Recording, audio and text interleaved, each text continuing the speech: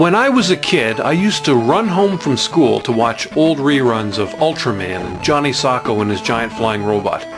Not to mention weekends where local TV would always show old Godzilla movies. Yes, the cheese factor was sky high, but these glorious odes to Japanese cinema were the perfect antidote for a young boy whose dream was to grow 100 feet tall and squash all his enemies. Yes, all the kids who'd tease you for bringing your Captain Kangaroo lunchbox to school, or push you down just because you had your super cool Chewbacca t-shirt. Yes, revenge. Revenge as you'd imagine yourself standing over them as a giant space monster, picking them up and squishing them like the insignificant bugs they really are. Well, although that dream never came to fruition, and those bullies are now probably criminal defense attorneys, politicians, or running BP oil, I'm left to live out my monster revenge fantasies through classic video games like Rampage for the Sega Master System. Rampage brings the classic smash and trash arcade hit home, and it's one of those games that I'll pick it up on any available system that I own. However, the Sega Master System version is far and away my favorite port of this original game. Unfortunately, unlike the Tandy-Color computer version, which I've also reviewed, you're limited to just 2 players at a time. It's a minor quibble, but I thought it worth mentioning. The other small quibble I had was with the Sega Master System gamepad. I found it cumbersome to use and quickly switched it out for a standard Genesis pad, which works so much better.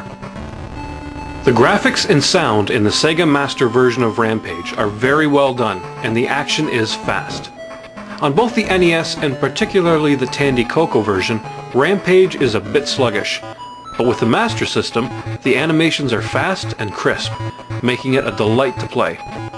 I also enjoy the ability to punch the other player, if you're playing a 2-player game, causing him damage. So, are you going to play cooperatively, or is it every mutated monster for himself? I know the way I'd play. So the story, of course, is that 3 average people are mutated into man-eating, building-stomping, destruction-hungry maniac monsters, out to destroy everything in their path, and all the force of the US military is brought in to bring them down. There are soldiers in the building shooting you and tossing dynamite at you. Really, why not grenades? They're actually lighting sticks of TNT and lobbing them at you. Sounds like a great way to lose your fingers. There's also tanks and helicopters coming at you, and of course, innocent pedestrians which make great snacks to build up your energy bar, because we all know that gaping flesh wounds are easily healed just by eating something. Oh well, it's a video game staple, I won't argue it.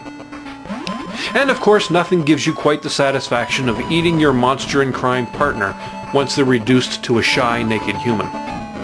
Rampage on the Sega Master System is probably one of my favorite games on the Master System, and it's one I'd consider a must-have title.